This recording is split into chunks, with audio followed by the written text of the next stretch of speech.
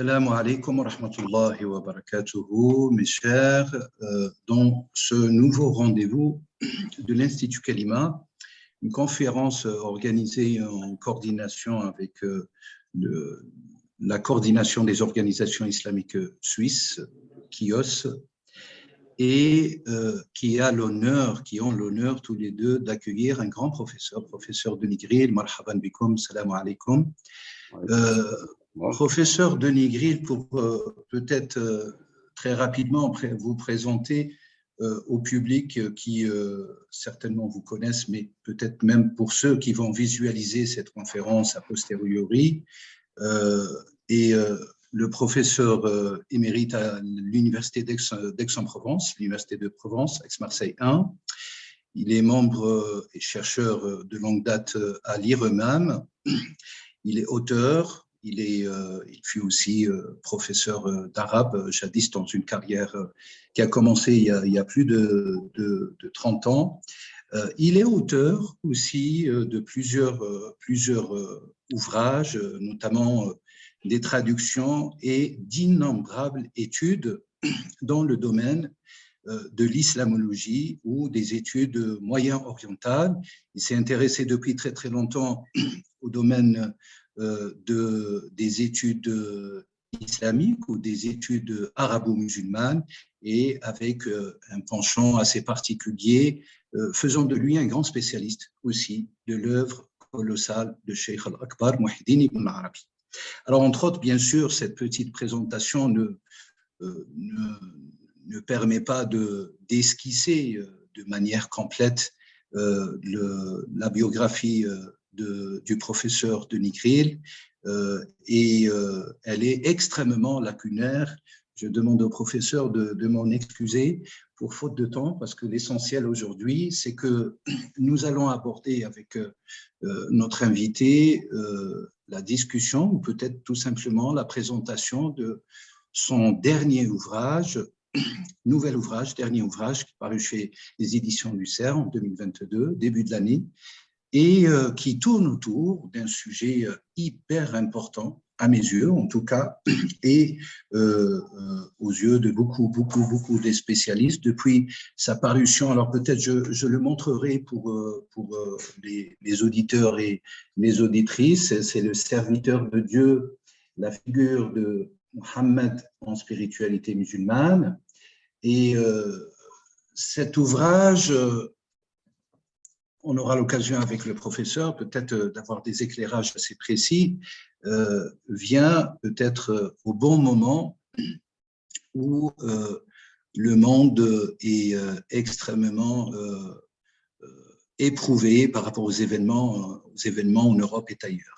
Mais je reviendrai sur cet aspect un peu plus tard. Professeur Marhaban Bikoum, merci d'avoir accepté notre invitation. L'Institut Kalima est plus qu'honoré, ainsi que tous les membres, ainsi que la coordination des organisations islamiques suisses, dont je suis secrétaire général.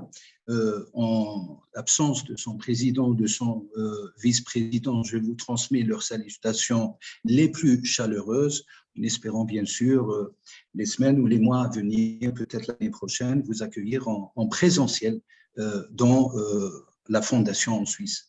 Professeur, ce livre vient en réalité reconstituer un parcours extrêmement lent, un parcours dense, un parcours profond de recherche scientifique et d'études.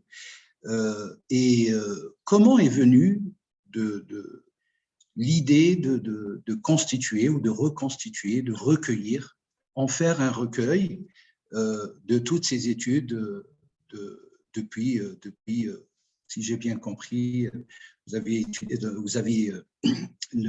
écrit tous ces articles depuis plus d'une vingtaine d'années. Alors, en fait, l'idée ne vient pas de moi. Elle vient de mon ancien étudiant et maintenant collègue Francesco Chiabotti, qui enseigne maintenant l'islamologie à l'INALCO à Paris. Et l'idée lui en est venue dans le cadre d'une recherche collective. Nous avons été plusieurs à mener et qui a été soutenue par le CNRS, donc c'est très académique, officiel. avec une collaboration franco-allemande, autour de ce que nous avons appelé la présence du prophète. Et l'idée étant alors, l'idée est venue en fait de plusieurs collègues avec qui nous travaillons sur l'histoire du soufisme, mais en travaillant de manière un peu chronologique sur l'histoire du soufisme depuis, pas les origines, mais en tout cas l'époque médiévale jusqu'au 19e siècle, on s'est aperçu vraiment que la personnalité du prophète, salam, était devenue de plus en plus centrale dans la spiritualité musulmane. Et donc, on s'est dit qu'il fallait étudier ça, étudier la manière, parce qu'il y a il y a une forme, voilà, même si la réalité du prophète transcende évidemment notre histoire ordinaire, malgré tout, ce développement de cette importance qu'a pris sa figure comme vraiment l'orientation nécessaire pour tous les spirituels de l'islam, pour se tourner vers Dieu, de passer vraiment par la réalité du prophète, c'est quelque chose qui s'est développé au cours de l'histoire. Et donc, ça nous a semblé un sujet à étudier en tant que tel, si vous voulez. Et donc, d'où ce groupe de recherche qui a travaillé. Il y a déjà deux gros volumes qui sont parus chez Brill là-dessus. Ça s'appelle La présence of Mohammed. Donc, on a voulu l'appeler comme ça parce que pour faire ressortir l'idée que, effectivement, le prophète est présent. Hein, il est présent dans le cœur, dans la conception, dans l'idée que les croyants en ont, et que, voilà, que cette présence, elle est agissante. Elle est agissante aussi bien sur les croyants, individuellement, que collectivement. De manière du point de vue aussi bien de l'individu que de la communauté. Voilà. Donc, dans le cadre de cette recherche collective, Francesco a eu l'idée de réunir un certain nombre d'articles que j'ai écrit au cours de ma carrière, enfin pas tout au début, mais il est vrai qu'au début, j'ai travaillé surtout sur deux domaines. Le domaine, d'abord, l'œuvre d'Ibn Arabi. Ça a été mes premiers travaux, puis ça continue encore, Inch'Allah, et ça continuera peut-être tant que ça sera possible. Et je me suis intéressé ensuite à la géographie, c'est-à-dire les vies de saints, comme étant une source importante pour la compréhension du soufisme, parce qu'il y a une dimension doctrinale, mais aussi une dimension plus vivante, hein, qui est donnée par ces vies de saints. Et il y a une relation importante entre les deux. Et dans le cadre de colloques sur la spiritualité musulmane, ou la spiritualité qu'on comparait d'ailleurs tout souvent de christianisme et islam, au fond, je me suis rendu compte qu'on étudiait le soufisme, mais finalement, qu'on n'abordait pas vraiment la question de l'origine, au fond, du soufisme. C'est-à-dire qu'on prenait le soufisme à telle et telle époque, hein, soit anciennement, soit plus tardivement, de manière contemporaine, mais qu'au fond, tout un ensemble, aussi bien sur le plan de la doctrine que sur le plan des comportements, entre le maître et le disciple, par exemple, par exemple, ne pouvait vraiment se comprendre que si on recherchait en fait l'origine d'abord dans le Coran et ensuite dans la Sunna. Donc, c'est ce qui m'a amené effectivement à développer un autre aspect de mes recherches que j'appelle les données scripturaires les fondements scripturaires de la spiritualité musulmane. Et c'est dans ce cadre, de ces perspectives-là, qui m'est arrivé, par exemple, le corps du prophète, c'était un article, enfin, c'est une communication que j'ai faite dans le cadre d'un colloque sur le sacré en Orient, d'ailleurs du christianisme et de l'islam. Et bon, il m'a semblé nécessaire, évidemment, de faire comprendre à mes collègues que ce qu'ils pouvaient constater dans la relation dans le domaine de la sainteté, en fait, avait son fondement de manière évidente dans la relation du prophète avec les compagnons, sa famille, etc. Et la manière dont il touchait son corps, avec le sentiment que le fait de toucher le corps du prophète, c'était voilà, être en sa présence et dans son intercession et son salut, on peut dire, hein, aussi bien dans ce monde que dans l'autre. Donc, vous voyez, il fallait donc, c'était cette démarche-là, que j'ai fait par petits bouts, que Francesco Chiavuti a eu l'idée de réunir dans un volume collectif. effectivement, ce sont des articles qui ont été écrits dans des contextes différents, mais qui finalement finissent par faire faire sens. Voilà. Pour nous. Alors, professeur, suite à cette présentation à la fois technique des origines qui ont donné aussi cette œuvre, quelque part, et qui retrace un peu plus de 20 ans de vos travaux, au fil aussi des chapitres, comment réellement est né ces fondements ou ces déterminants de la spiritualité centrale autour du prophète, à travers l'histoire, peut-être au début, et puis certainement il y a eu une évolution. Alors, il y a à la fois une constante et une évolution. Il est évident que les compagnons, évidemment, s'ils ont suivi le prophète, c'est parce que pour eux, sa présence, avant même ses paroles, était pour eux, effectivement, celle d'un être totalement investi par la présence divine. Voilà. Et c'est ce que l'exemple des compagnons nous montre. Alors, il est vrai que, et ça nous a tous frappés hein, quand on a abordé les choses de manière un peu historique, c'est qu'il est vrai que dans les débuts du soufisme,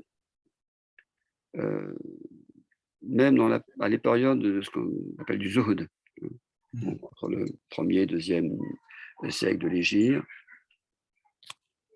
on peut dire la présence du prophète un peu implicite. Elle est en même temps là, parce que ce zuhd, évidemment, hein, ce détachement du monde, c'est ascèse, cette vie très ascétique, vécue par tous ces grands personnages du début de l'islam, le prophète, évidemment, bien sûr, le premier exemple. Mais évidemment, comme le prophète a d'autres dimensions, bien sûr, il est ce que leur sera la révélation, il est celui qui organise la vie de sa communauté, c'est un chef de guerre, il énonce la loi, il juge, etc. Donc ses fonctions sont multiples, et cet aspect, effectivement, pas forcément celui qui a été mis en avant dans la tradition musulmane, où on est d'abord préoccupé de réunir les éléments de sa vie, et puis aussi de ses enseignements concernant, parce qu'on en avait besoin immédiatement, évidemment, ce qu'on appelle la charia, hein, c'est-à-dire la shara, hein, la dimension, disons, pratique et légale de l'islam. Et donc, et il est vrai que même dans le soufisme, au moment où le soufisme se constitue à la fois comme voie et comme doctrine, quand on commence à parler de tasawwuf, l'école à Bagdad, en Irak, et puis ensuite en Iran, c'est vrai que on n'explicite pas beaucoup cette centralité de la réalité du prophète. Alors on insiste beaucoup évidemment sur la sunna, sur le fait de suivre la sunna à la fois dans l'ordre extérieur et l'ordre intérieur, mais sur la réalité même du prophète, c'est quelque chose qui est moins, qui n'est pas très visible.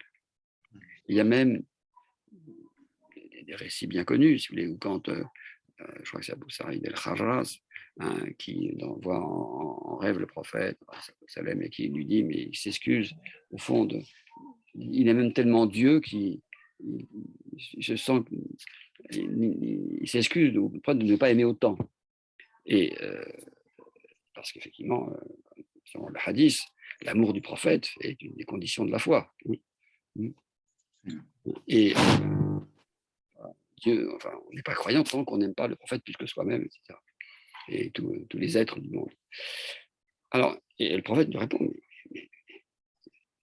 je ne me souviens plus de l'expression exacte, mais enfin, si tu aimes Dieu, tu m'aimes. Et si tu m'aimes, tu aimes Dieu. C'est exactement le même amour. Mais on sent que même pour un grand maître comme Abu Sa'id el-Kharraz, c'est pas évident. Voilà, il y a une sorte un petit peu de contradiction, et on verra plus tard encore, même Sha'rani, qui est pourtant un des grands défenseur de la doctrine de la Hakka Muhammadiyya et de sa mise en pratique, on peut dire, par la prière sur le prophète. Des fois, il hésite entre faire le zikr et la salat ala nabi. Hein. Mais là aussi, il voit le prophète en songe qui dit, mais après, de toute façon, c'est une question simplement il y a des moments où on est plus porté vers telle ou telle forme de pratique. Mais l'orientation est non toujours la même. Le prophète est un voile, comme diront plus tard les maîtres, mais un voile transparent. Le professeur, vous avez abordé aussi dans cet ouvrage, en tout cas un des articles, donne justement l'exemple, vous y insistez quelque part, et c'est à partir, je crois, d'une intervention à Oran. Vous aviez donné une intervention sur Abdullah ibn Mas'ud, qui est un élément, et vous présentez ce compagnon comme un modèle, je me permets de le dire, peut-être ce n'est pas trop exact, un modèle d'excellence de l'attachement au prophète, Mohammed alayhi salam. Et là, peut-être, cet aspect reflète aussi l'impact de la centralité du prophète autour de lui. Ah, mais il est sûr que c'est très fort chez Abdallah al-Mas'ud, mais chez beaucoup d'autres. Et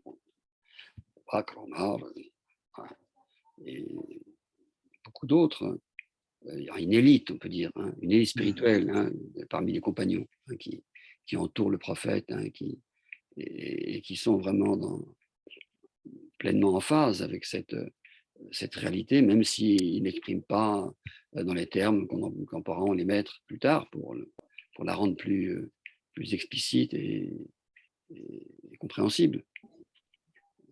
Parce qu'avec le temps, effectivement, il y a une sorte de distance, et plus la distance s'agrandit, plus il faut rappeler la proximité, au contraire, du prophète, de chacun de nos propres âmes. Alors, chez Abdallah ibn Mas'ud, effectivement, ce qui est remarquable, évidemment, j'ai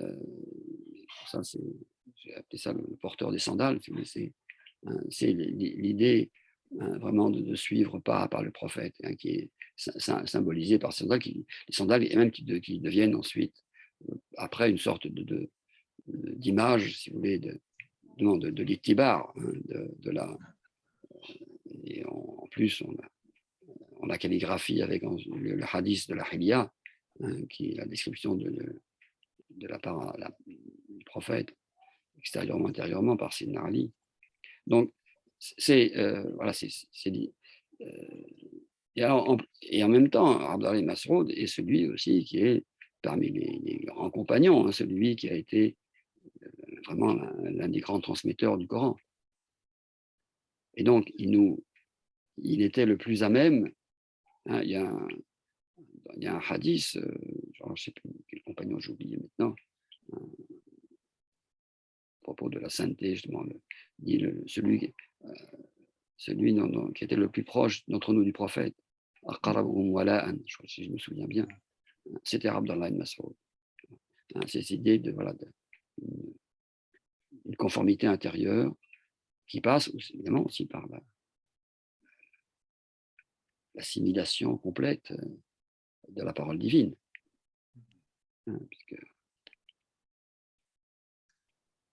Comment, professeur,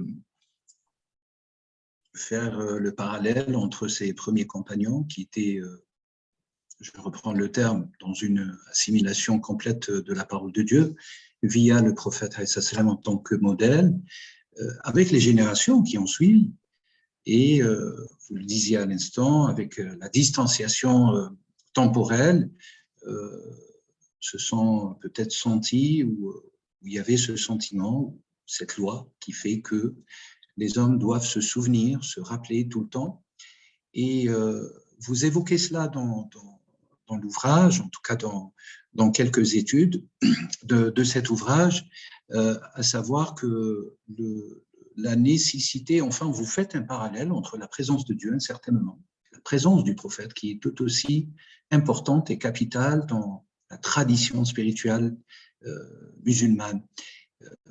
Comment faire qu'est-ce qui s'est passé entre les deux périodes? La première période où la période et la deuxième période, la période d'évolution, et comment voyez-vous aussi l'actualité de la spiritualité musulmane de notre temps, au vu de toutes ces sources que vous aviez étudiées, dans lesquelles vous aviez puisé tant d'efforts et d'énergie et de connaissances. Alors, quand j'ai dû écrire un petit texte, mais dans un autre contexte, et dans un autre livre, sur l'évolution du soufisme en général, et ce qui m'est apparu au fond, c'est que cette histoire du soufisme, elle suit le rythme de la shahada. La ilaha illallah, c'est l'orientation. Voilà. Et les premiers soufis ne parlent que de Dieu.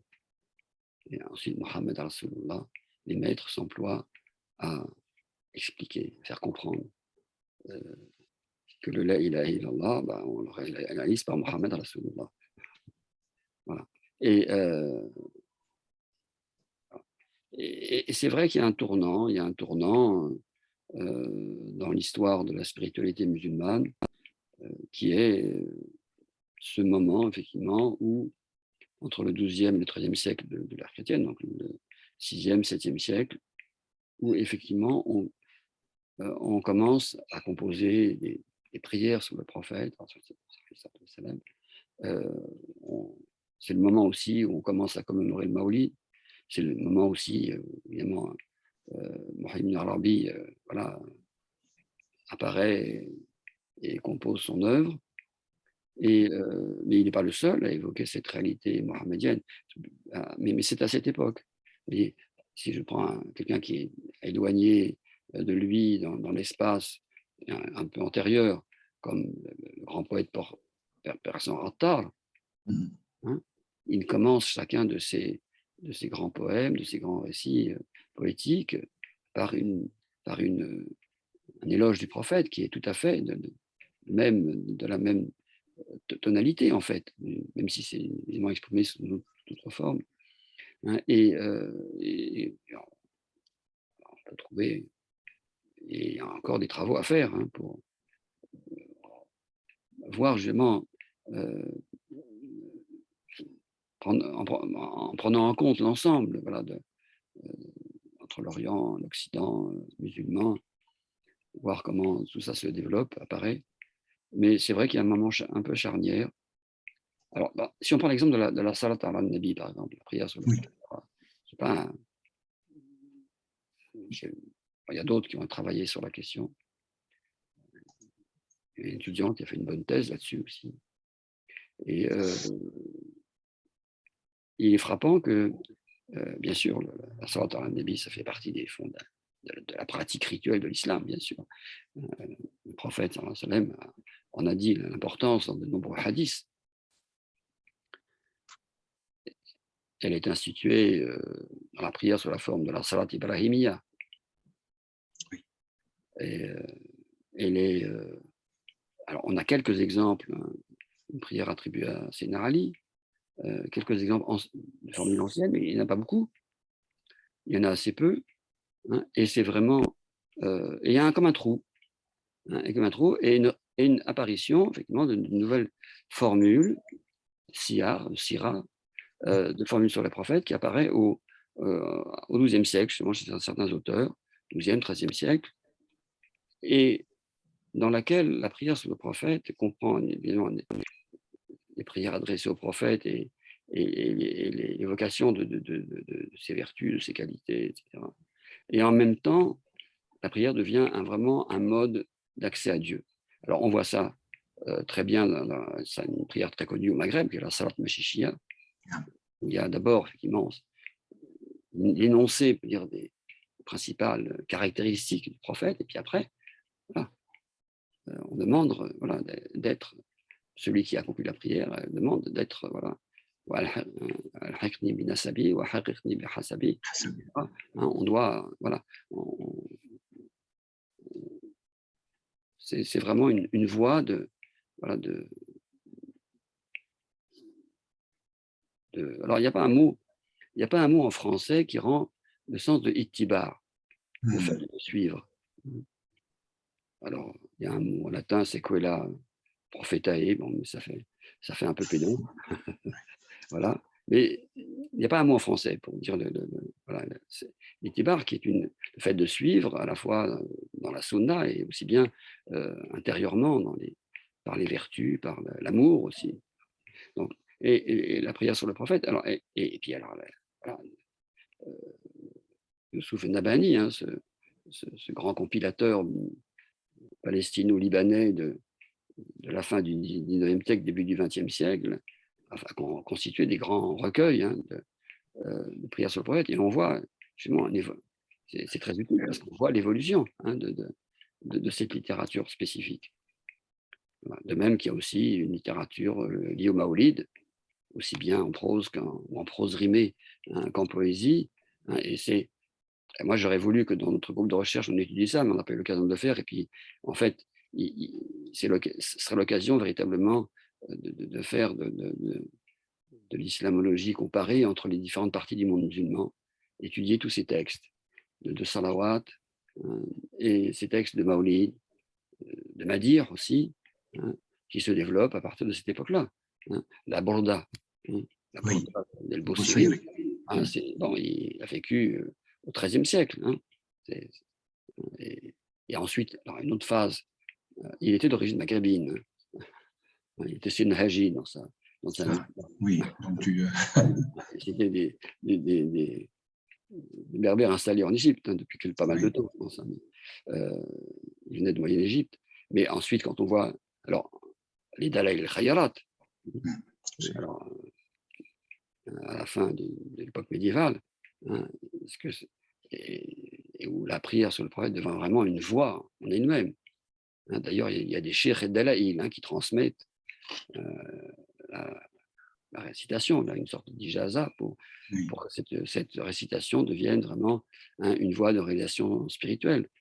Et donc, voilà, toutes ces questions, voilà. Et pourquoi c'est comme ça, ben, j'en sais rien, mais c'est ce qu'on constate. Hein. Et les maîtres, enfin, ceux d'entre nous qui ont eu la chance de connaître le maître spirituel, eh ben, ils ont été formés à ça. Voilà. Alors, le professeur, peut-être revenir, si vous le permettez, à ce long, assez dense, assez imposant premier article sur le prophète dans le Coran. Et peut-être en prolongement de tout ce que vous aviez explicité dès le début de cette conférence, vous brossez un petit peu toutes les possibilités ou tous les aspects du prophète dans le Coran, en passant en revue un petit peu toutes les possibilités attestées dans le Coran. Pourquoi le prophète, pourquoi cet article est venu, enfin, une question un peu d'organisation de l'ouvrage, pourquoi il est venu au début, tel qu'il a été évoqué d'ailleurs dans l'introduction, et pas à la fin. Enfin, parce que moi j'ai vu un petit peu une forme un peu, mais c'est mon avis personnel, je me suis posé la question, pourquoi cet article au début et non pas à la fin? Parce qu'en réalité, le Coran, à la fois, il nous parle et il nous ramène à lui, il nous ramène à Dieu. Donc, il devrait être, enfin, selon une certaine cohérence humaine, devrait être à la fin de toute cette série d'articles précieux et profonds. Et quel serait aujourd'hui, selon vous, professeur, le statut des missions ou des missions suprêmes ou des fonctions suprêmes du prophète à la lumière du Coran, et quelle est leur place par rapport à tout ce qui s'est constitué à travers l'histoire, justement, de cette centralité spirituelle par toutes ces manifestations, tous ces supports qui se sont constitués 13e, 14e, 15e siècle, et vous en donniez à l'instant des exemples irréfutables. Alors, rappelons d'abord que alors pourquoi il est au début? Parce que ça semble un peu évident, si vous voulez. Évidemment, le Coran est le premier texte à nous parler du prophète. Et Finalement, dans l'ouvrage, c'est le seul article qui a été composé pour l'ouvrage, hein, et qui a été écrit dans le cadre de cette recherche collective. Il est paru en anglais dans l'ouvrage, premier tome, mais de manière plus condensée parce que ça faisait trop long. Alors, première chose, si vous voulez, c'est que il y a eu quelques études sur le prophète dans le Coran, mais académiques plutôt, peu descriptives. Mais mon but, évidemment, était de montrer que justement, alors évidemment, c'est un peu, ça part peut-être d'une sorte d'a priori ou de conviction plutôt, hein, qu'au fond, l'histoire d'une religion, qu'elle soit d'ailleurs, pas seulement l'islam, une religion, une tradition spirituelle, est contenue dans son fondateur. Et que ce qui se passe ensuite, alors c'est pas très académique comme idée, hein, parce que c'est voir un peu l'histoire comme étant prédéterminée, de sorte. Mais en réalité, c'est quelque chose qui m'est apparu. J'ai un autre travail que j'ai fait, que j'ai pas publié d'ailleurs, sur le sens, la racine walaya, de la walaya, donc, qui a donné la sainteté, mais qui a un sens beaucoup plus large dans le Coran et la Sunna. Et qu'en fait, je me suis aperçu que si on prend tous les sens du mot wali, aouliya, walaya, etc., tout ce qui est dans l'idée de à la fois l'ami, l'approche, celui qui est en charge d'eux, etc., dans le Coran, on s'aperçoit que, en fait, ça explique les différentes fonctions, les fonctions du saint, hein, et sa relation à Dieu au cours de l'histoire. Pourquoi les maîtres spirituels ont été de plus en plus amenés à avoir des fonctions qui n'étaient pas uniquement celles de maître spirituel, mais des fonctions de prise en charge de la communauté. Tout ça, c'est dans le terme de la Walaya, en quelque sorte. Bref, j'ai fait cette expérience-là, si vous voulez, et je me suis dit, au fond, tout ce qu'on essaye de rechercher sur la présence du prophète au cours des siècles, ça doit être dans le Coran. Bon, je suis peut-être un peu prétentieux, mais je ne pense pas que je me suis trompé. Voilà. Du tout. Et simplement, alors d'abord, c'est aussi, parce que je travaille aussi beaucoup sur le commentaire coranique, même si je n'ai pas vraiment écrit là-dessus jusqu'à présent, c'est pour montrer, si vous voulez, qu'on ne peut comprendre le Coran, on ne peut travailler vraiment sur le Coran si on le lit comme étant la parole de Dieu adressée au prophète.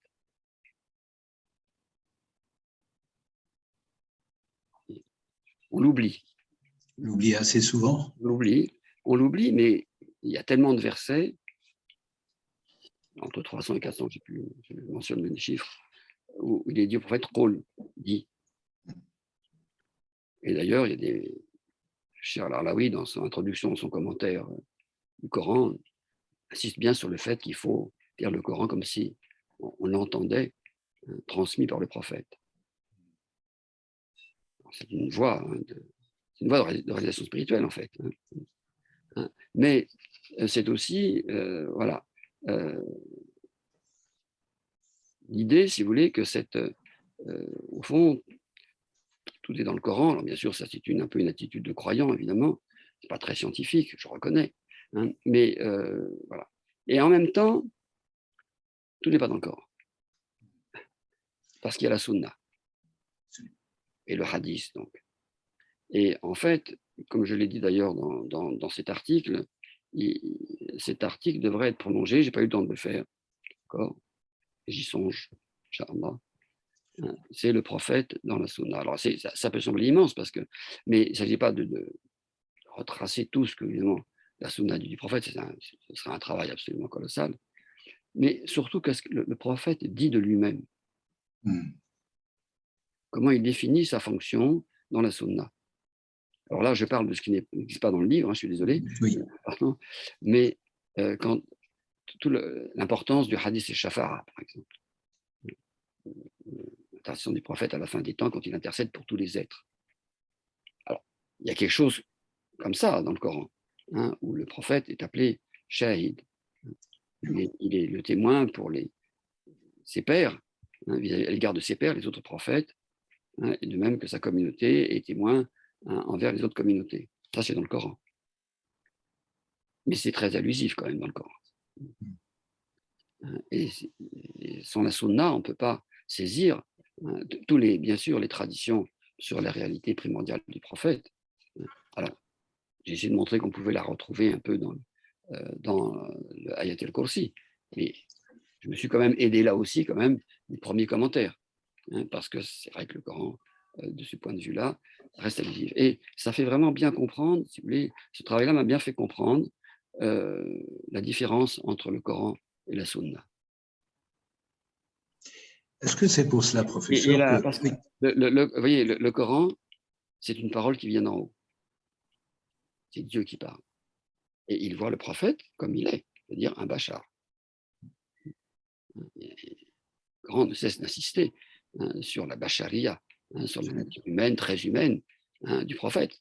Hein, il ne s'agit surtout pas de le confondre avec Dieu.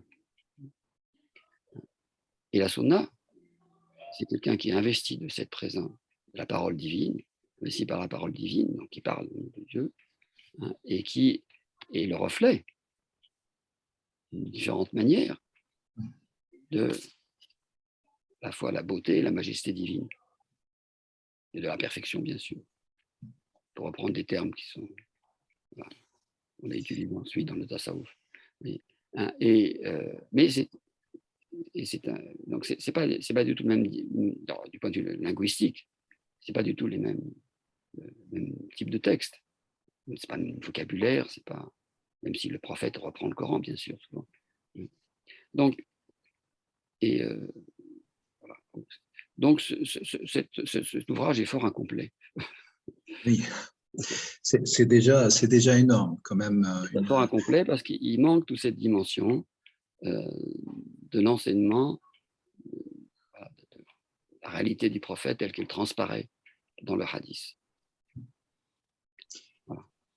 Alors justement, professeur, vous avez consacré quand même un dernier chapitre, si je ne me trompe pas, enfin l'avant-dernier chapitre sur le statut du hadith, à la lumière des enseignements d'Ibn Arabi. Et vous revenez un peu sur le principe de l'étude du hadith, l'isnad, en tout cas l'analyse de l'isnad, citer même les deux faces de la révélation. Quelle serait, à la lumière d'Ibn Arabi, la science du hadith, tout en sachant que le Coran et le hadith fourmillent et bouillonnent dans Futuhat Makkiyya, incontestablement, mais de manière beaucoup plus rigoureuse, et vous en apportez quand même une étude assez puissante là-dessus. Et très rapidement, professeur, quel serait le statut du hadith? Qu'est-ce qui va différencier Ibn Arabi par rapport, à titre d'exemple, ses prédécesseurs, vis-à-vis du statut du hadith ou du rôle du hadith? Et quelle est aussi cette relation entre le hadith et le Coran, si ce n'est pas déjà dit, à savoir le prophète, alayhi salatu wassalam. Alors, évidemment, le principe, le statut du hadith, évidemment, est lié à la transmission. Depuis le début, d'où l'importance, effectivement, de l'isnad, de cet immense travail de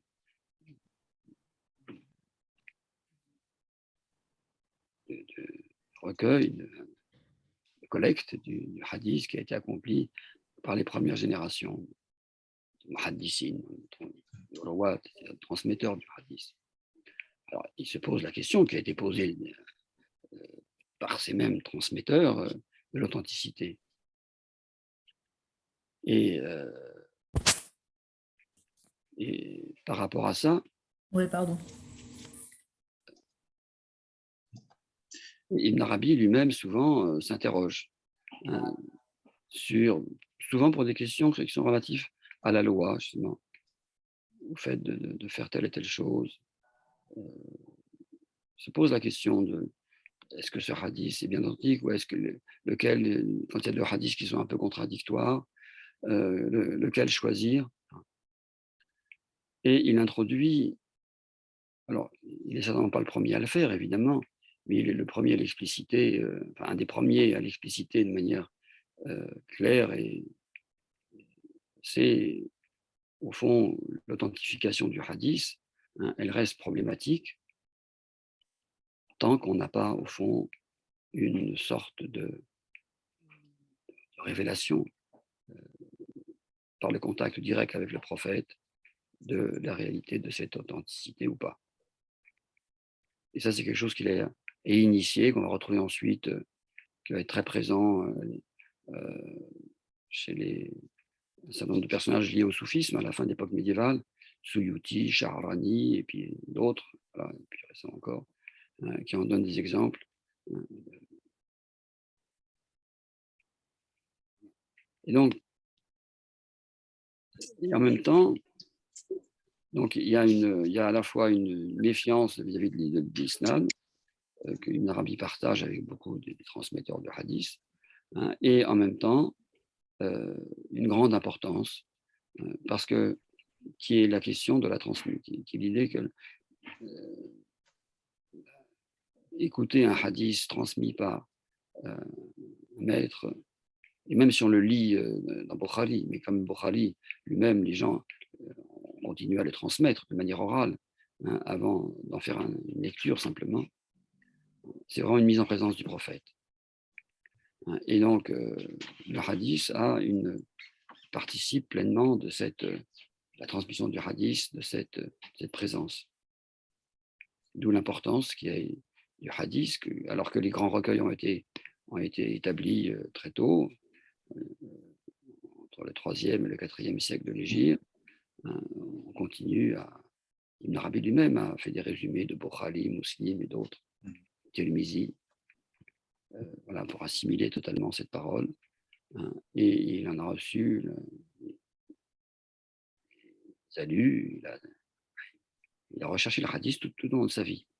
Et c'est vraiment parce que le hadith est la mise en présence du prophète. Et que donc, le hadith devient, dans cette perspective-là, plus audible et efficace, on va dire. C'est tout.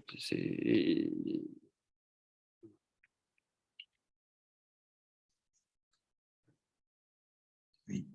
Alors, professeur, au-delà du hadith, il s'agit, le hadith est le support aussi de la prophétie de Mohammed alayhi salam. Il y a une question qui est beaucoup plus générale, mais qui est traitée aussi à l'égard de Rasulullah alayhi salam, à savoir cette question fondamentale, scripturairement attestée, du maître et du disciple. Mohammed alayhi salam en étant principiellement le maître, parce que c'est lui qui reçoit la révélation. Quel était le moment, selon vous, à travers ces études et votre regard rapproché des sources, et tout proche des sources, de la manifestation que Mohammed a été considéré par les musulmans en tant que maître spirituel. Et c'est un aspect essentiel aussi que vous apportez dans cet ouvrage. C'est inédit, en tout cas maintenant, mais même si cette question a été déjà traitée, mais de manière assez rigoureuse. C'était quand où les musulmans considéraient, si ce n'est pas peut-être au Moyen-Âge, vous avez donné des éléments au début de cette conférence, où le prophète est devenu véritablement le maître suprême parmi les hommes, même s'il a gardé cette bachariya, et il la garde toujours d'ailleurs. Oui. Eh bien, si vous voulez, on ne devient pas maître tout seul. Il faut avoir un maître. pour devenir maître. Qui est le maître du prophète?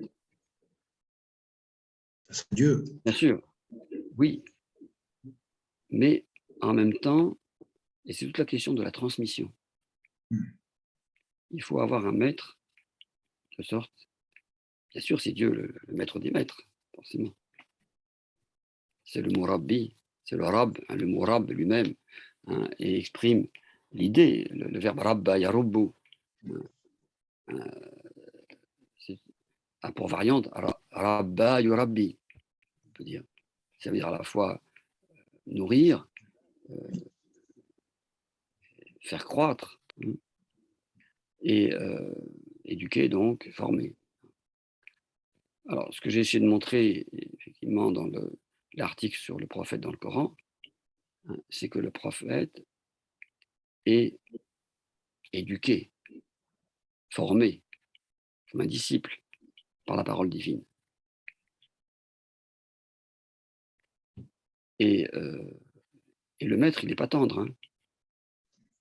Un bon maître, il ne vous passe rien. Comme ça qu'on reconnaît un maître. Si le maître dit oui, ça va bien, oui, c'est bien ce que tu fais, etc. Oui, tu es un grand garçon, etc. Tu es plein de vertus. Bah là, on se demande, est-ce que c'est vraiment un maître, quoi? Parce que le maître, il est là pour nous, voilà, nous laver de toutes nos imperfections, hein, et de nous diriger vers Dieu. Et pour ça, alors qu'on est constamment en train, évidemment, de partir à droite et à gauche, donc et de nous ramener vers l'essentiel, hein, et de nous faire prendre conscience de la réalité de nos âmes, hein, et épurer nos âmes. C'est sa fonction. Hein. C'est la taskia. Hein, voilà. Yuzakikum, hein, voilà. Il est envoyé pour nous purifier intérieurement. Voilà. Alors, dans l'article sur le prophète dans le Coran, j'ai essayé de montrer comment justement le prophète, dans sa fonction de transmetteur, qu'il est fondamentalement comme Rasoul, hein, était mis à l'épreuve. Comment accepter le fait que certains hommes, Dieu l'envoie pour guider les hommes, et puis ça ne marche pas forcément très bien toujours. Au début, ça a été assez dur, mais même après, quand ça a été mieux, il y avait les vrais croyants, il y avait les munafiqoun, les hypocrites, et puis il y avait les gens du livre, normalement, qui auraient dû accepter son message, puisqu'il était le même que ceux qu'ils avaient reçus. C'est ce que le Coran nous enseigne. Et puis en même temps, ils ne le suivent pas. Bon, voilà. C'est dur. Et le prophète, au fond, a été éduqué durement. Et à l'époque, on sent que le prophète a eu des moments de désespérance. Est-ce que tu vas quand le prophète, Dieu lui reproche de se laisser entraîner en quelque sorte une forme de désespoir, de voir que les gens ne suivent pas. Il lui dit, mais c'est pas ton affaire. C'est l'affaire de Dieu de guider les hommes. Alors, il est aussi, bien sûr, envoyé pour guider les hommes. Par ailleurs, le Coran le dit aussi. Il a bien sûr une fonction. Il est à la fois Hadi et Mahdi. Hein, mais Dieu lui rappelle qu'il ne va pas guider qui il veut. Voilà. Et c'est une épuration. Hein, et le maître spirituel, c'est pareil. Hein. C'est pas lui qui, au fond, il n'est là que pour aider le disciple à cheminer. Et s'il est opérant, c'est parce que justement, il laisse Dieu agir en quelque sorte dans l'âme du disciple. Il fait en sorte que Dieu agisse dans l'âme du disciple. Il prépare le disciple à être réceptif à cette action divine. Voilà. Donc, alors après, effectivement, mais c'était avant, donc, chronologiquement. J'ai écrit aussi un article sur ça s'appelle le modèle prophétique du maître spirituel, pour montrer qu'effectivement, comme dans le Coran et dans la Sunna, le prophète a une relation de maître spirituel avec certains disciples.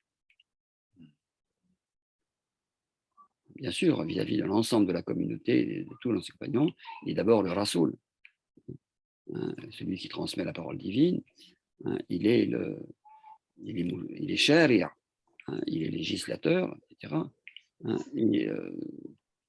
mais on voit bien qu'il a une relation particulière avec certains compagnons, les grands compagnons, Abu Bakr, Omar, Othman, Ali, bien sûr, dans la perspective sunnite, hein, et puis certains autres. On a eu le cas d'Ibn Mas'ud, Abu Dhar, Ubay ibn Ka'b, enfin, bref, quels compagnons, et à qui les plus jeunes comme Abdallah ibn Abbas, Abdallah ibn Omar, à qui vraiment, qui forment, on voit qu'il leur transmet des enseignements, des wasiyas, qui sont des vrais testaments spirituels.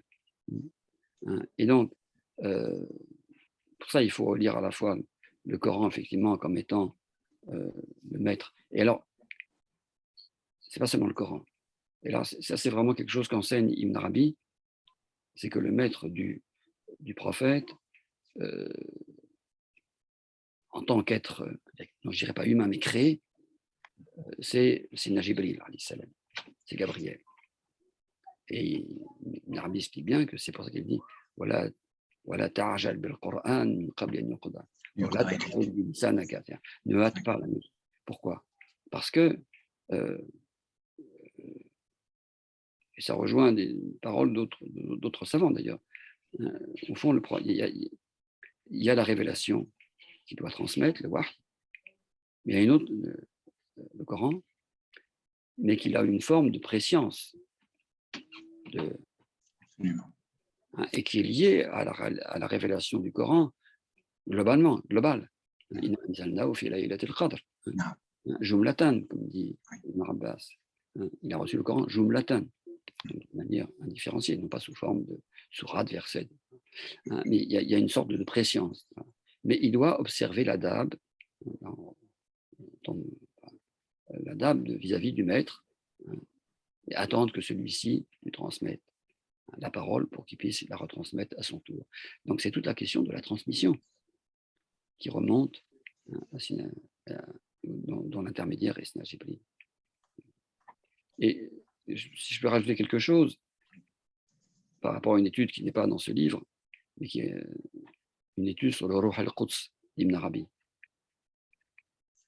Pourquoi il intitule Ruh al-Quds fi muhasabat an-nafs, qui est de sainteté dans le conseil donné à l'âme, ou muhasabat, ou la demande de compte à l'âme, où il confronte son âme au modèle des compagnons des premières générations de musulmans, puis après de ses propres maîtres qu'il a connus en Andalouse et au Maghreb. On a traduit ce passage-là, ça a appelé Soufi d'Andalousie, mais c'est une partie de l'ouvrage. Et puis après, il aborde la question au fond de la sainteté, véritablement. Et à un moment, et je passe rapidement, il insiste évidemment sur la dimension de servitude, de Roboudia, d'humilité. L'humilité comme étant le tawadhu. Et il cite ce moment où Gabriel lui propose de la part de Dieu le choix entre être un prophète roi, comme Salomon, David, etc., ou être un prophète abd, serviteur, esclave même de Dieu. Et à ce moment-là, Jibril lui fait signe, comme ça, il baisse le tawada, comprends, rabaisse-toi. Et là, moi, ça m'a fait comprendre, Ibn Arabi n'explique pas, mais ça m'a fait comprendre pourquoi il a appelé ce livre sur le maître spirituel Ruh al-Quds, qui est la désignation de Jibril dans le Coran. Et donc, par rapport évidemment à la révélation, mais Mohammed dans le Coran, au fond, c'est la parole de Dieu, mais elle est transmise par Nazala bihi ar-Ruh al-Amin.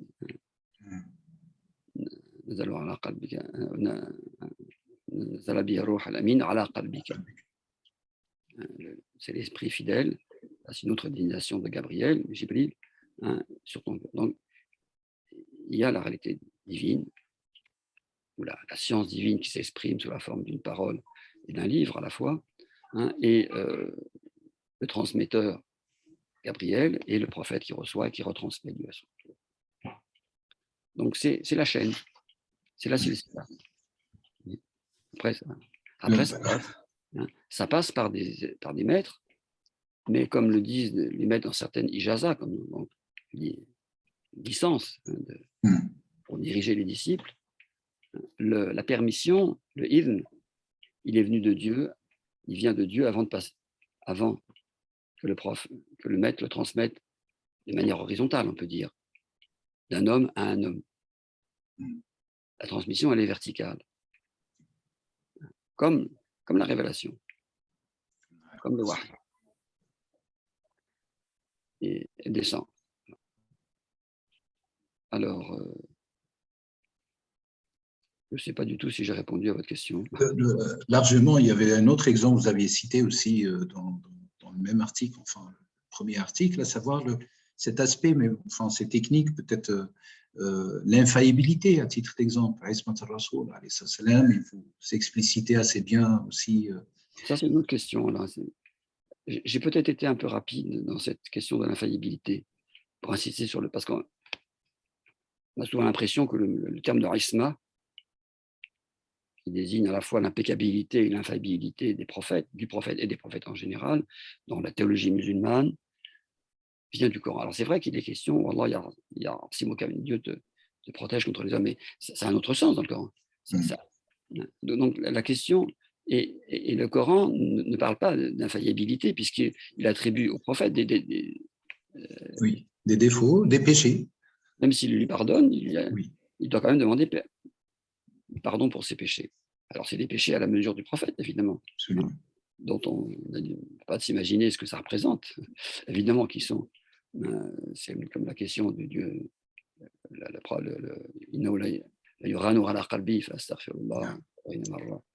a un nuage qui passe sur mon cœur, je demande pardon.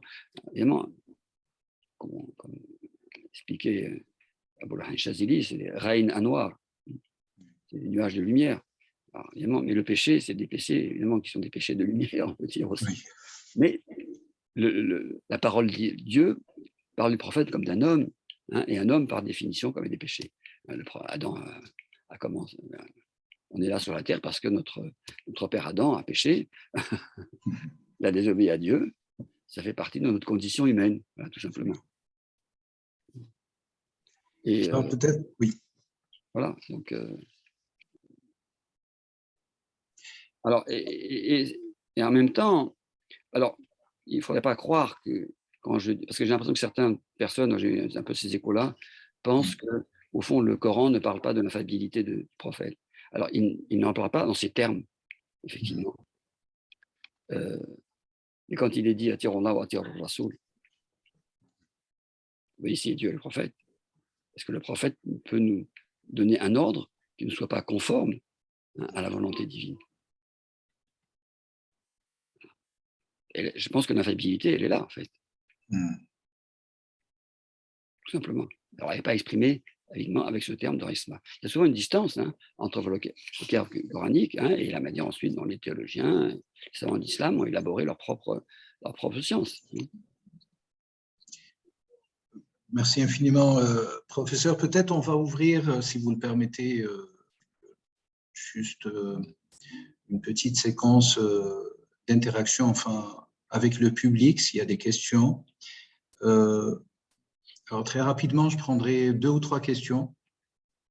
Alors, je vois professeur Boukhadra. Est-ce que vous pouvez réouvrir votre micro? Voilà. Vous pouvez vous adresser directement, Cheikh Daoud, Inch'Allah. السلام عليكم ورحمة الله. أشكركم شكرا جزيلا على هذا التقديم الجيد لمضامين هذا الكتاب الذي تشوقت لقراءته. السلام عليك أستاذنا الفاضل الأستاذ داود، الذي هو في حقيقة الأمر معروف عندنا في الجزائر في كثير من اللقاءات العلمية وفي الدروس المحمدية الرمضانية. أود أن أقدم سؤالي إلى أستاذنا وشيخنا الفاضل داود فيما يتعلق بالحقيقة المحمدية.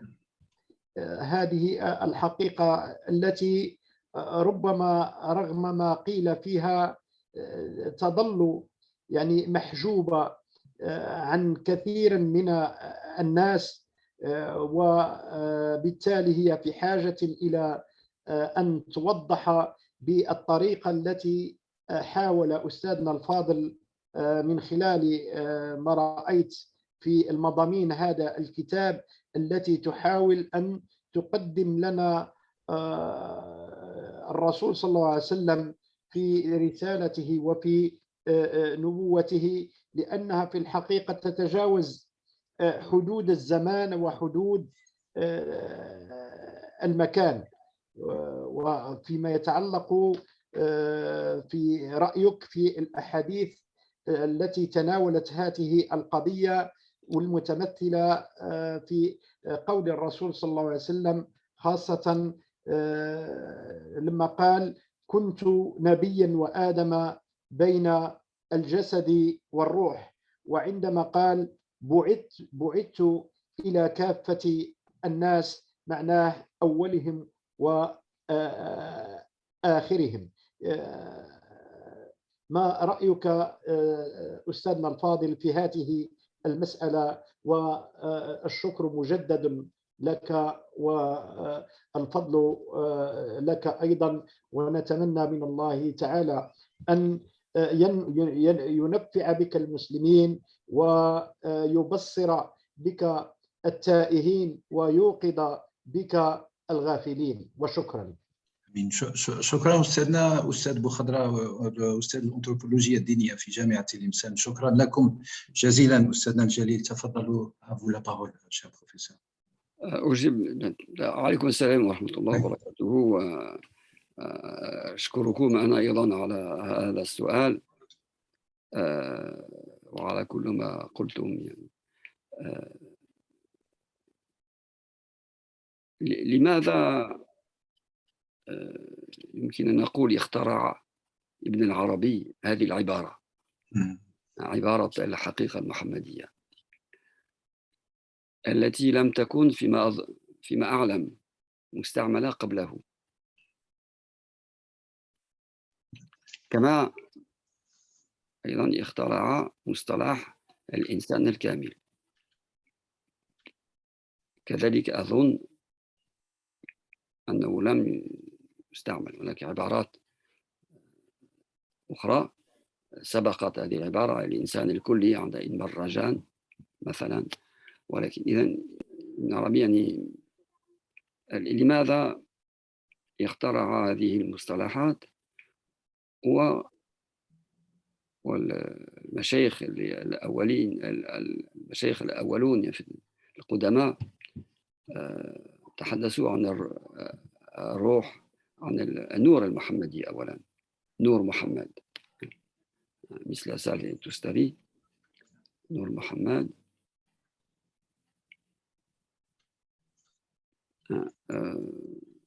لماذا؟ لأن طبعا عندما تكلموا عن النور المحمدي، الروح محمد، أشاروا إلى هذه الأحاديث التي ذكرتموها: كنت نبيا وآدم بين الروح والجسد، وآدم لمنجدل في طينته إلى آخره، مثل هذه الأحاديث. أنا أول الأنبياء خلقا وآخرهم بعثا. يعني هناك عدة أحاديث تدل على أن الرسول صلى الله عليه وسلم كان على علم بأن حقيقته يعني كانت وجودها سابقا، يعني سبق.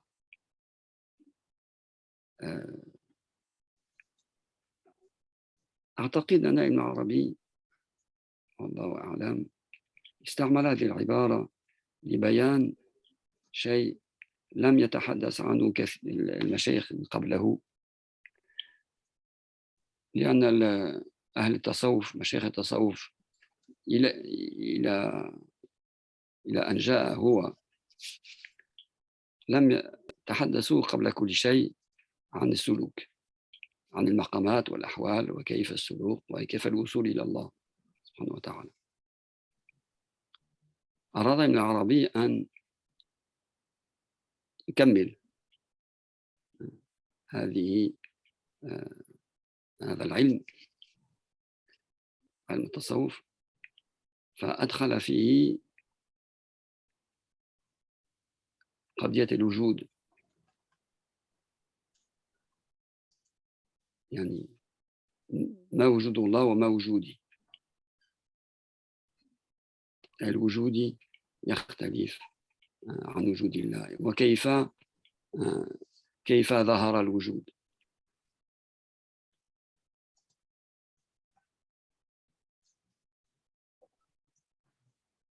وهنا كان لابد أن يكون الوجود من جهة واحدة، لأنه لا وجود إذا كان الله هو الوجود، ليس هناك وجود آخر، ليس هناك وجود خارج عن الله سبحانه وتعالى. ولكن في نفس الوقت، وهذا طبعا القرآن لا يتكلم عن هذا، يتكلم عن الخلق، عن العلاقة بين العبد والرب والخلق. إذن يفصل لسانه لسان الفرق، لأنه هو فرقان بين القديم والحديث. ولكن كيف خرج هذا الوجود؟ لا نقول عن الله ولم يخرج من الله. لابد أن يكون هناك شيء في الحقيقة، في الذات الإلهية المنزهة، أن يكون سببا لهذا الظهور.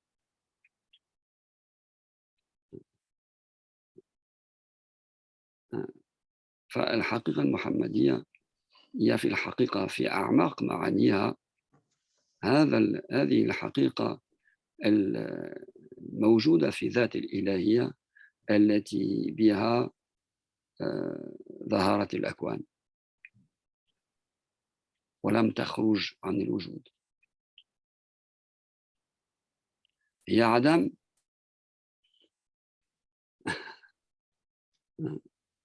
في انفرادها، وليس لا وجود إلا وجود الحق في الحق. فكيف ظهر الوجود؟ والوجود هناك بمعنى آخر ليس الوجود المطلق. كيف ظهر الوجود المقيد من الوجود المقيد من الوجود المطلق؟ والحقيقة المحمدية يعني كما يصفها ابن عربي هو أول حقيقة عندما تجلى الله بذاته وتجلى نوره لما يسمى العماء، وهي يمكن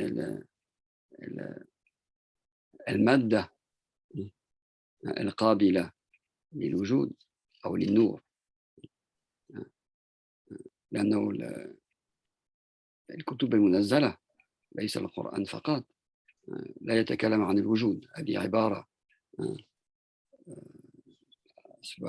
استعملها أولا يعني الفلاسفة والمتكلمون، وأخذها فيما بعد الصوفية. القرآن والكتب المنزلة تتكلم عن النور وعن النور الإلهي. والرسول، حقيقة الرسول وأول حقيقة في ظلمة العدم قبلت النور الإلهي، تجلي النور الإلهي. فهذه طبعا فهي من هذه الجهة كلمة مرادفة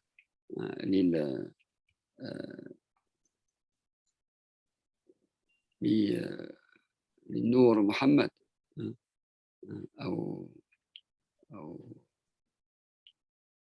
أو نور المحمدي. على كل حال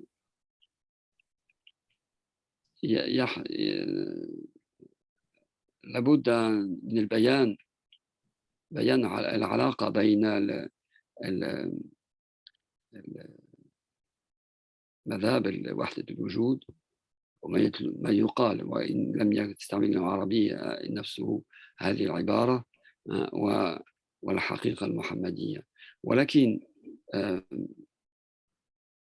تكلمت عن ذلك في آخر المقالة عندما نقلت كلام الشيخ محمد بن جعفر الكتاني التي تطرق يعني إلى تبسيط هذه المفاهيم للقراء في وقته، يعني في أوائل القرن العشرين، يعني في وقت قريب، يعني في عصر ليس بعيدا عن عصرنا، ويمكن الرجوع. فهو أفصح مني في هذا الشأن يعني 1000 وألف مرة.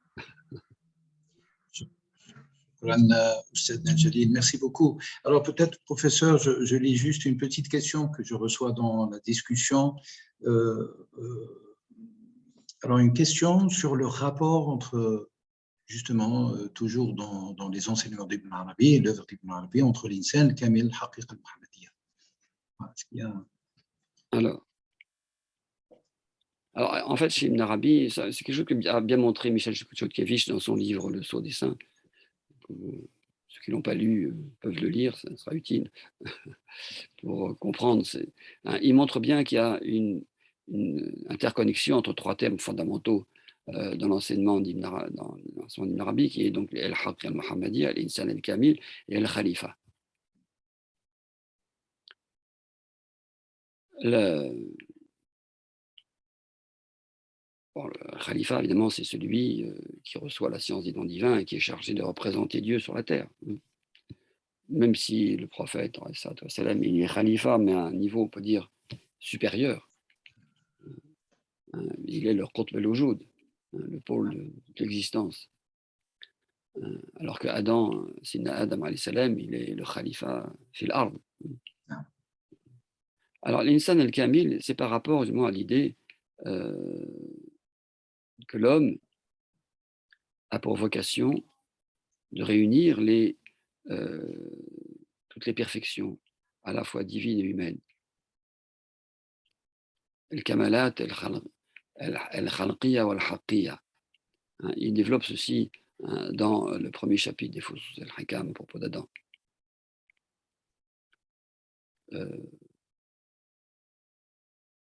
Donc c'est l'homme, si vous voulez, a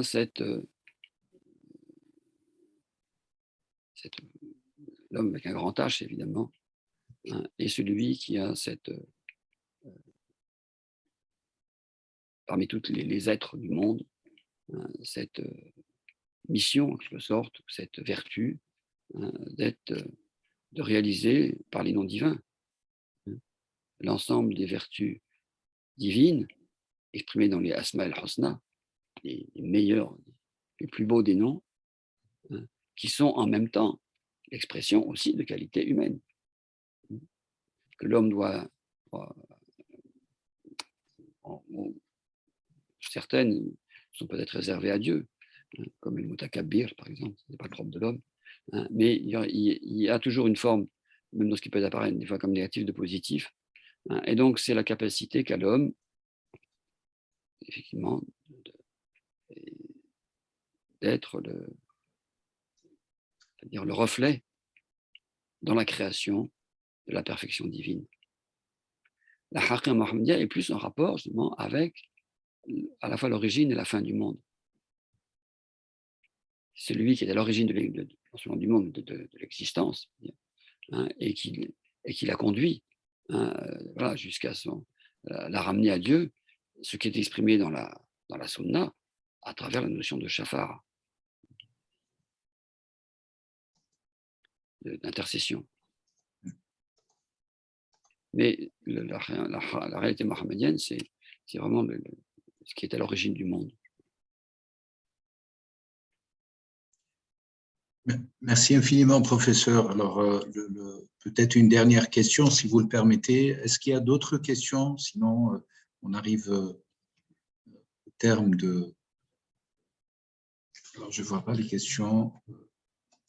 Est-ce qu'il y a quelqu'un qui a une question? Professeur? Alors, je ne vois pas de main levée. Peut-être, professeur, avant de conclure cette conférence, vous pouvez nous expliciter un petit éclairage sur quelque chose que vous aviez évoqué pendant la conférence, à savoir le support de la spiritualité de Mohammed par le biais de cet exemple de la prière sur le prophète,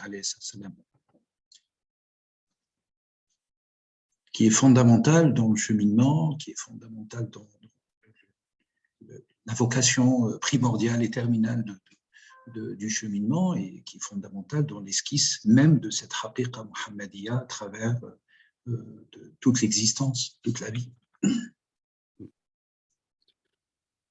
Alors, sur la prière sur le prophète, la salat ala nabi, il y a évidemment beaucoup de choses à dire. Il faut peut-être partir du Coran. Inna Allah wa malaikatahu yusalluna ala nabi.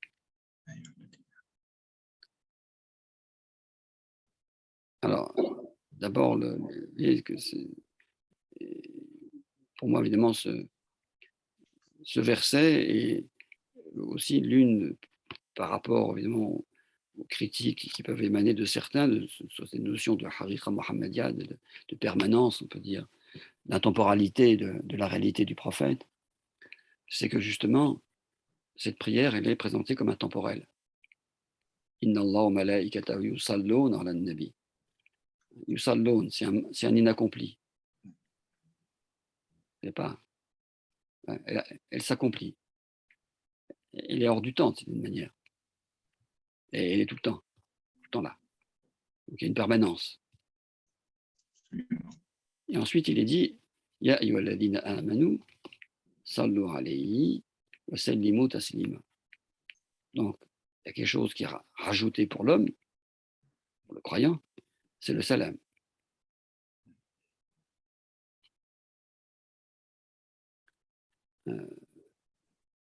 Alors, le salam, c'est pour ça que quand ce verset a été révélé, les compagnons du prophète, on sait comment saluer, puisque dans le début du tashahhud, en prière, on salue le prophète. Salam alayka ayyuhan nabi. On le salue comme s'il était là, mais il était vivant. Comme on le salue quand on fait la ziyara, quand on fait la visite au prophète. Il est là. On le salue comme un être vivant parce qu'il est là. Et donc, mais comment prier? C'est là que le prophète leur enseigne la salat ibrahimiya qu'on récite après le tashahhud, comme complément du tashahhud. Et toi, Tariq, comment je me là-dessous? Fermez vos micros, s'il vous plaît. Pardon, professeur. Oui, donc, alors, il y a ces deux aspects. Alors, et en même temps, ce qui est curieux, évidemment, c'est que Dieu demande à l'homme de prier, sallu alayhi, et de saluer. Mais en fait, ce que le prophète nous a appris dans la formule qu'il a enseignée, c'est qu'on demande à Dieu de prier. Dans ma salli. Comme si, et donc, comme si on n'était pas capable nous-mêmes. Ou alors, c'est pour mettre, on peut dire aussi, tirer la conséquence du verset qui précède un peu dans la sourate Al-Ahzab, où il est dit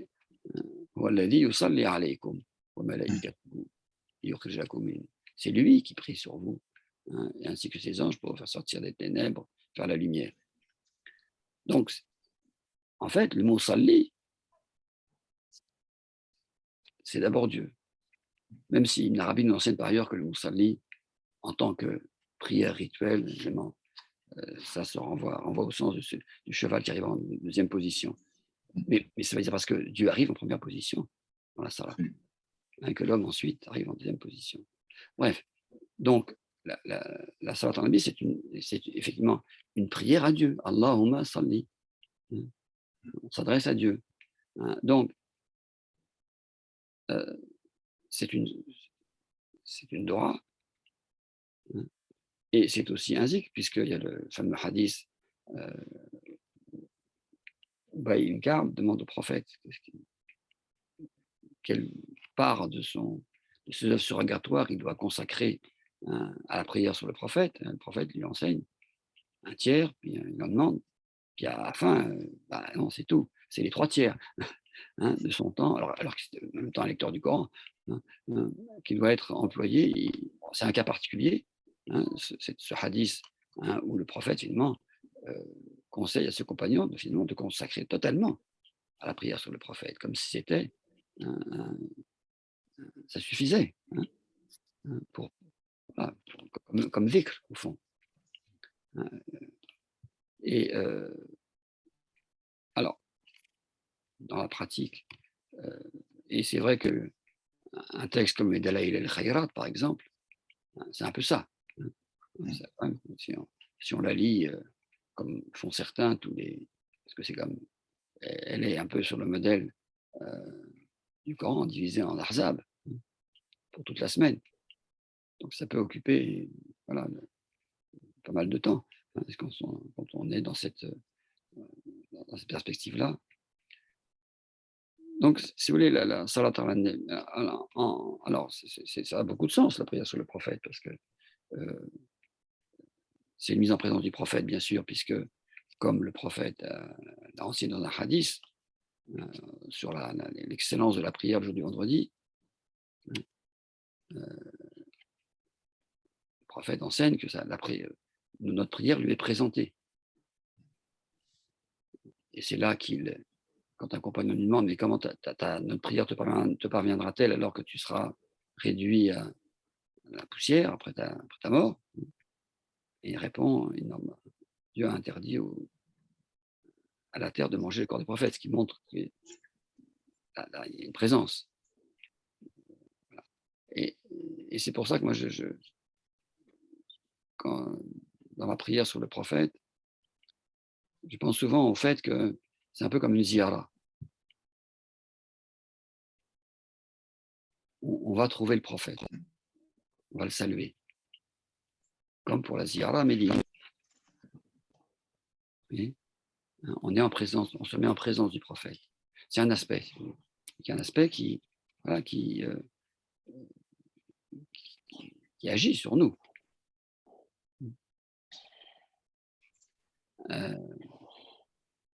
Il y a un autre aspect, effectivement, dans la salat al-nabi, qui est, au fond, de participer à cette œuvre divine et angélique de descente de grâce sur le prophète, et donc qui rejaillit sur nous tous, rejaillit sur la Mais on communauté. changera quand même la box. Il faudrait fermer vos micros, s'il vous plaît. Et voilà, donc après,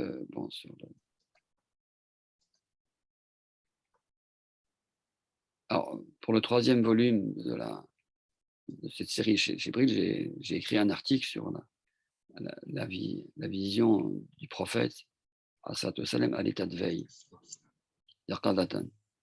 Une question un peu débattue, toutes questions qui sont liées évidemment à ce qui peut sembler contraire à la raison et au cours ordinaire des choses. Mais c'est simplement, au fond, le prolongement, normalement, le maître en parle à partir d'un hadith. Celui qui me verra en rêve me verra à l'état de veille. Et Dieu et le shaitan, Satan ne prend pas ma forme. Ce hadith montre bien, dire que la fonction de mise en présence qu'opère la prière sur le prophète. Et parce que et qu'il y a la vision en rêve, et parce que voir le prophète en rêve, bien sûr, c'est actualiser une présence, et le voir à l'état de veille, évidemment, encore plus, évidemment, mais que Charlani et ses maîtres ont beaucoup insisté sur le fait que ceux qui parvenaient à ce degré, ils y parvenaient par la prière sur le prophète. Et donc, alors évidemment, c'est un degré de sainteté, c'est quelque chose qui est réservé sans doute à ceux qui ont atteint une certaine forme de sainteté, pas ordinaire, évidemment, mais c'est quelque chose qui, quand on pratique la prière sur le prophète, peut nous orienter vers une forme de désir, si vous voulez, de voir le prophète. Alors, c'est quelque chose qui ne dépend pas de notre volonté, évidemment, qu'une grâce divine, mais qui est... voilà. Alors, la prière du prophète, évidemment, a de nombreuses vertus, je ne peux pas énumérer maintenant,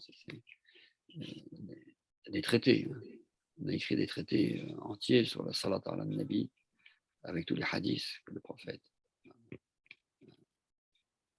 l'enseignement du prophète sur cette pratique, pour montrer son importance. Et elle est l'actualisation justement de cette présence dans nos vies intérieures, mais en même temps quelque chose qui rejaillit sur la communauté.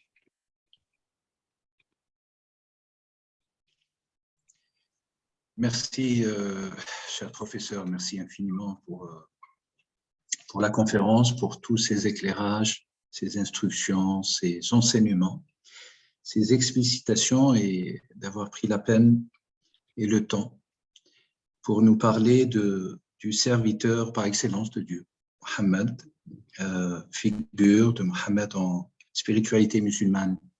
Je me permets, juste avant de conclure, de lire juste quelques commentaires par fidélité. Sarah Abada. Salam Sidi Cheikh Daoud, merci pour ces précieux enseignements. Vous êtes l'un des très, très, très rares savants à transmettre ces précieuses sciences de haut vol, et vos enseignements sont des plus exceptionnels: profondeur, humilité, rectitude, rigueur. Mashallah, qu'Allah vous préserve ainsi que tous nos savants. Beaucoup de commentaires, de remerciements, cher professeur, et de reconnaissance autour de cet ouvrage. Je le rappelle quand même, comme peut-être ça sera le mot de la fin, un ouvrage en profondeur qui... أنا تو في محاضرة مع الأستاذ بومدين، خليني نعم نكمل مع أستاذنا الشيخ عبد بومدين الجليل. ونكلمك. أستاذنا عبد الجليل. والديك. أستاذنا عبد الجليل. Alors Ustad Abdel Jalil, est-ce que vous pouvez fermer votre micro? Et je disais, cet ouvrage qui est la consécration de longues années d'études, de travail et de consécration et d'efforts du professeur Denis Grill pour remettre et réunir, synthétiser peut-être toutes les lumières sur cette lumière originelle qui fut le fil conducteur de cette conférence. On vous remercie infiniment, cher professeur Denis Grill. Merci pour votre disponibilité, merci pour votre acceptation, merci pour le temps que vous nous aviez accordé ce soir, et depuis d'ailleurs des années à chaque sollicitation scientifique et au-delà, spirituelle. Cet ouvrage, il est fondamental parce qu'il explicite ou il cristallise une lumière nouvelle, une lumière de la spiritualité musulmane éternelle et universelle. J'aurais pu peut-être ajouter au professeur que beaucoup m'avaient écrit quand j'ai annoncé cette conférence pourquoi le professeur a choisi ce sous-titre ou ce complément de titre, la figure de Mohammed en spiritualité musulmane, avec cette petite question: est-ce que cette spiritualité musulmane toucherait le monde entier. Est-ce qu'elle est universelle ou pas? Et je crois au fil de toute cette conférence, le professeur a répondu largement, notamment en explicitant les principes, les enseignements autour de la doctrine, de la science de l'Haqiqa al-Muhammadiyya chez Ibn Arabi par l'interprétation d'Ibn Arabi, l'interprétation aussi et les enseignements du professeur Denis Krill. Le serviteur de Dieu, la figure de Mohammed en spiritualité musulmane, recueilli aussi, je le rappelle aussi, vous l'avez rappelé, professeur, par le docteur Francesco Chiabotti. Tous les textes ont été recueillis et introduits, et on remerciera aussi parce qu'il est aussi à l'origine de cette œuvre qui restera pour nous une référence, parue chez les éditions Sèvres en 2022. Vous trouverez facilement sur tous les stores de libraires électroniques et papier. Pour ma part, je remercie aussi tous les membres de l'Institut Kalima. Je remercie la fondation, enfin la coordination des organisations islamiques suisses qui ont appuyé mon invitation et ma sollicitation du professeur Denis Krill via l'Institut Kalima, Institut de la spiritualité de l'islam, du langage et de l'être, que j'ai fondé il y a pratiquement 3 ans. Merci infiniment à tous les auditeurs et les auditrices, en espérant voir le professeur prochainement dans des événements scientifiques à l'international les mois prochains. Inch'Allah ya Rabbil Alamin, jazakum Allah anna kulla khair, Ustadna Jalil, Shaykhuna al-Jalil, wa barakallahu fikum, wa ja'ala ilmakum, Inch'Allah, sa'idan fil alam, kanuri shumus al-Muhammadiyya, Inch'Allah. Merci infiniment à tout le monde. Je vous souhaite une excellente soirée à toutes et à tous, et à très bientôt. Salam alaikum, professeur. Voilà, je vous remercie pour tout ce que vous avez dit et pour le husn dhann. Alhamdulillah. Al-khayru kulluhu fi husn dhann. Jazakum Allah anna kulla khair. Salam alaikum wa rahmatullahi wa barakatuh. Barakallahu fikum jami'an. Merci infiniment.